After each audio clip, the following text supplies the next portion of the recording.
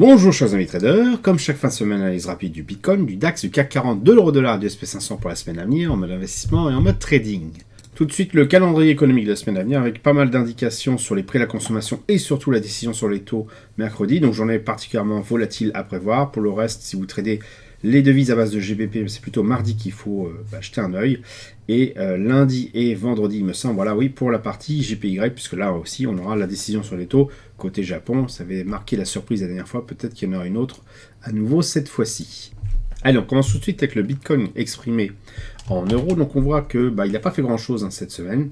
Toujours dans ce tunnel de latérisation dont je vous parle pratiquement depuis le mois de mars. Avec les points d'entrée intéressants qui sont plutôt en bas de ce range-là, mais bien malin celui qui est capable de dire que, par exemple, ici, c'est le plus bas du range. Je pense qu'il faut plutôt arriver sur des zones comme celle-ci ou celle-ci pour se dire que c'est intéressant. Là, on est au-dessus du point consensuel, ce qui laisse à penser, ou en tout cas du point médian, si les volumes ne sont pas très clairs sur le Bitcoin exprimé en euros, du point médian de ce tunnel de latérisation, que ce n'est pas forcément le meilleur moment pour entrer, sauf si bien sûr vous envisagez que ça va partir par le haut et que vous prenez une position relativement faible que vous allez conserver plusieurs jours, mois, semaines, voire plus. Ici, on est plutôt donc, sur un mouvement qui est en train de se coincer sur le plus haut, ce range-là, avec un potentiel effet bouchon de champagne.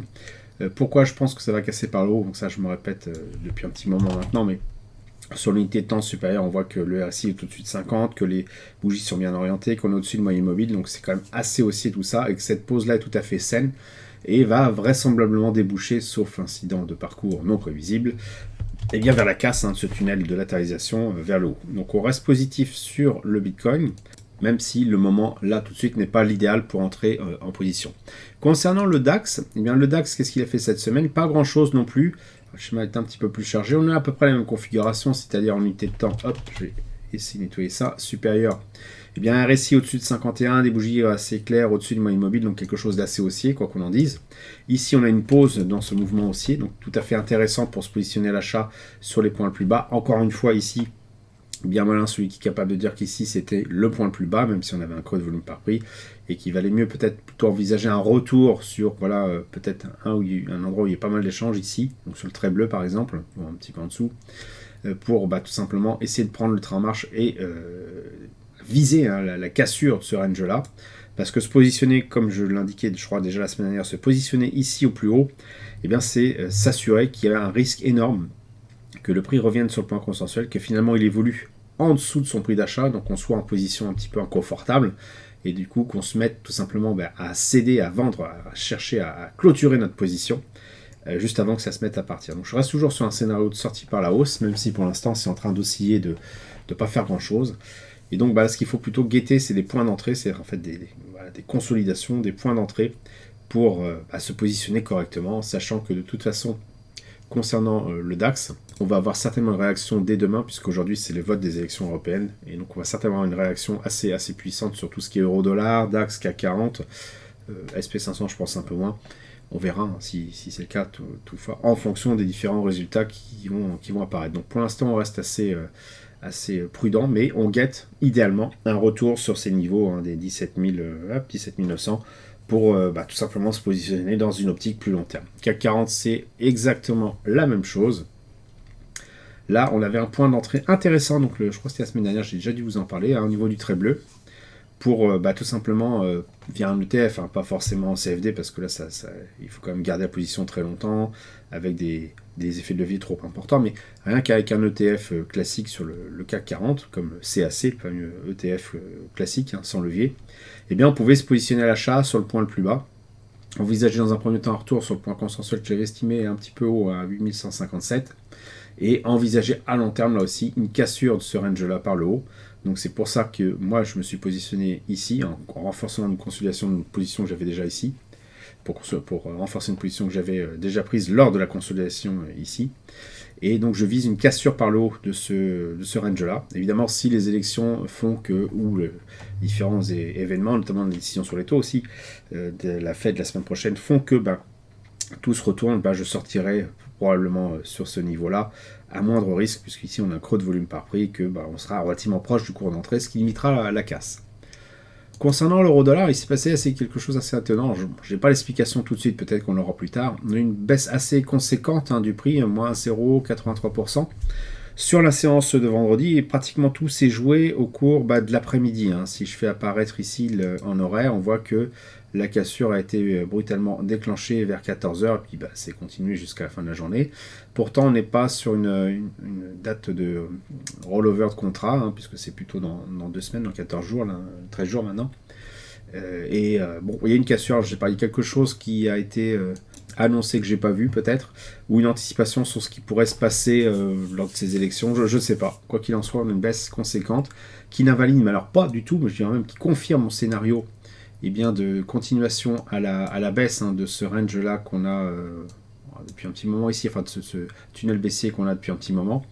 Donc là, on vise un retour, comme je le disais, sur le point consensuel 1,0784, on y est pratiquement. Pourquoi pas un retour sur celui d'après, des 1,0730. Et je pense que maintenant, on peut se permettre d'ajuster très légèrement notre graphique à la faveur, je dirais, des différents extrémums qu'on a eu, le sommet ici, hop, voilà, je pense qu'on peut se permettre de faire quelque chose comme ça, qu'on va peut-être pouvoir même ajuster en épaisseur, voilà, et voilà, là on a quelque chose à peu près qui tient la route. On reste toujours, c'est le grand carré qui apparaît ici, on reste toujours quand même dans un phénomène de latéralisation ici, en unité de temps supérieure, avec quand même, comme je le disais la semaine dernière, une espèce de volatilité qui est en train de converger, ce qui veut dire qu'on va avoir une issue soit par le haut, soit par le bas. Moi j'envisage plutôt une sortie par le bas. Alors une fois de plus, pourquoi je dis ça? Si on regarde son unité de temps encore supérieure, en mensuel, on voit clairement qu'il y a un RSI en dessous des 50 et puis une courbe globale, si on la tasse un peu, qu'on est vraiment sur très long terme, qui est sans équivoque, la sortie pour moi, vraisemblablement, ne se fera que par le bas. Sauf si je me suis planté, auquel cas on sortira de position très vite puisqu'on place des stops assez proches. Quoi qu'il en soit, pour la semaine à venir, donc je pense qu'on peut avoir soit si j'ai pas bien compris ce qui s'est passé, par un effet de rebond, une petite hausse la semaine prochaine qui pourra donner un point d'entrée intéressant pour une continuation de cette baisse-là, soit catastrophe au niveau mondial, ou même résultat un peu décevant pour certaines personnes sur le vote euro et continuation de la baisse. Dans tous les cas, le mieux est peut-être d'attendre demain, voir ce qui va se passer, ou peut-être même ce soir, puisqu'à 23 h les marchés rouvrent, voir un peu ce qui va se passer, même s'il n'y aura pas forcément beaucoup de volume, avant de se positionner, en tout cas sur le très court terme. Mais sur le long terme, je pense qu'on reste quand même très, très baissier sur l'euro-dollar. Ici, on avait un bon point d'entrée. Bon, bien malin celui qui l'aurait pris. Je ne l'ai pas pris, tout simplement parce que moi, j'avais aussi la crainte que ça casse par le haut, que ça fasse un petit boui-boui, comme j'ai dit la semaine dernière, avant de revenir vers le bas, donc le moment n'était pas forcément choisi. Bon, on ne peut pas prévoir ce qui se passe à l'avenir. Quoi qu'il en soit, je pense que la baisse avec près de 1% de baisse a été réalisée et que prendre le train en marche me paraît un petit peu dangereux. Donc attendons de voir ce qui va se passer sur les quelques heures de la première séance de la semaine prochaine, de demain, pour voir un petit peu où s'orienter et avant de commencer à mettre des billes dans le jukebox. Enfin, concernant le SP500 qui se porte toujours bien, puisqu'on est vraiment très haussier, on est toujours en train de flirter avec les niveaux les plus hauts jamais atteints, le ATH. Et même si la bougie ici est un petit peu une bougie d'hésitation, on voit que les volumes sont quand même là, que le RSI et le stochastique sont au-dessus de 50. Et donc, si on envisage tout simplement une continuation à la hausse, que moi j'envisageais effectivement depuis un moment, tout simplement parce que dans l'unité de temps supérieure, on voit que RSI au-dessus de 50, stochastique très bien orienté, bougie sans équivoque et une résistance qui est en train très, très clairement de lâcher, même si c'est doucement. Une continuation à la hausse me paraît tout à fait envisageable. Donc on attend de se positionner, qu'il y a un pullback, qu'il y a un retour, soit par ici, ça peut très bien encore continuer ici, puis une reprise par la suite, soit une cassure, une consolidation, et dans cette consolidation, on attend de se positionner là pour profiter, en tout cas accompagner la suite du mouvement. Voilà, j'espère que vous avez apprécié cette vidéo. Si c'est le cas, merci de laisser un pouce pour m'encourager à continuer. Abonnez-vous à la chaîne YouTube pour ne rater aucune nouvelle publication. Je vous dis merci et à bientôt sur le blog.